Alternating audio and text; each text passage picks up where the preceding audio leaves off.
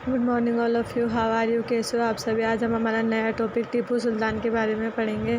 इसके पहले जो है हमने हमारे जो आगे के टॉपिक है वो पढ़े थे। अब हम स्टार्ट करते हैं नया topic Tipu Sultan. Tipu Sultan also known as Tipu Sahab और the tiger of Mysore was the ruler of the kingdom of Mysore and a pioneer of rocket artillery. यानी कि जो टीपू सुल्तान है उसको किस नाम से जाना जाता है, उसको टीपू साहब या मैसूर का टाइगर भी कहा जाता है। मैसूर का टाइगर के रूप में भी माना जाता है, जो मैसूर साम्राज्य का शासक और रॉकेट तोपखाने का अग्रणी था। मतलब कि जो मैसूर साम्राज्य का शासक और रॉकेट तोपखाने का अग्रणी था।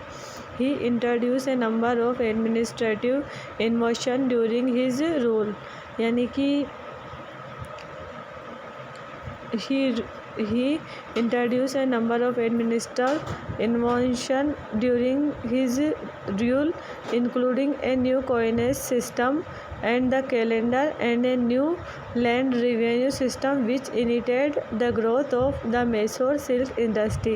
He introduced a number उन्होंने अपने शासन के दौरान कई नवाचारों की शुरुआत की। यानी कि उसने जो है कई नवाचारों की शुरुआत की। एक नई सिक्का प्रणाली, ए न्यू कॉइनेज सिस्टम, मतलब कि एक नई सिक्का प्रणाली और कैलेंडर को प्रेरित किया और एक नई भूमि राजस्व प्रणाली को जिसने मैसूर रेशम उद्योग के विकास की शुरुआत की। मैसूर सिल्क इंडस्ट्री की जिसने शुरुआत की उसको भी इन्होंने जो है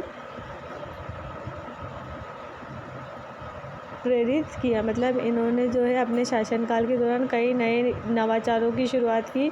एक नई सिक्का प्रणाली और कैलेंडर को प्रेरित किया और एक नई भूमि राजस्व प्रणाली जिसने मैसूर रेशम उद्योग के विकास की शुरुआत की। He expanded the iron-cased Mysorean rocket and commissioned the military manual फतुहल Mujahideen.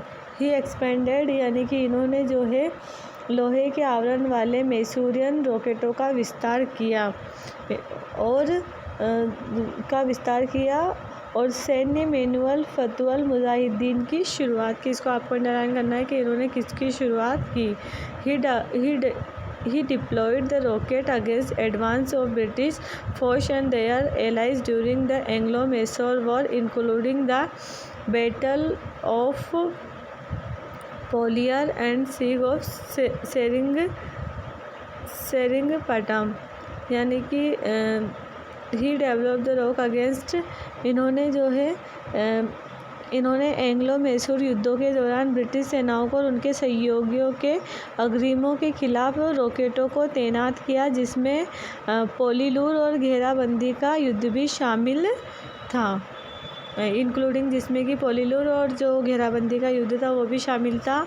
He also embarked on an ambition economic development program that established Mysore as a major economic power with some of the world's highest real wages and living standard in the 18th century। उन्होंने 18वीं शताब्दी के अंत में दुनिया के सबसे अधिक वास्तविक मजदूरी और जीवन के स्तर के साथ मैसूर को एक प्रमुख आर्थिक शक्ति के रूप में स्थापित करने वाले एक महत्वाकांक्षी आर्थिक विकास कार्यक्रम की शुरुआत की। मतलब उन्होंने 18वीं शताब्दी में जो है दुनिया के सबसे अधिक जो वास्तविक मजदूरी और जीवन के स्तर के साथ मैसूर को जो है एक प्रमुख आर्थिक शक्ति के रूप में प्रदान किया। इसके बाद जो है हमारा नया टॉपिक है फर्स्ट एंग्लो मैसूर वार। इसके बारे में हम कल पढ़ेंगे।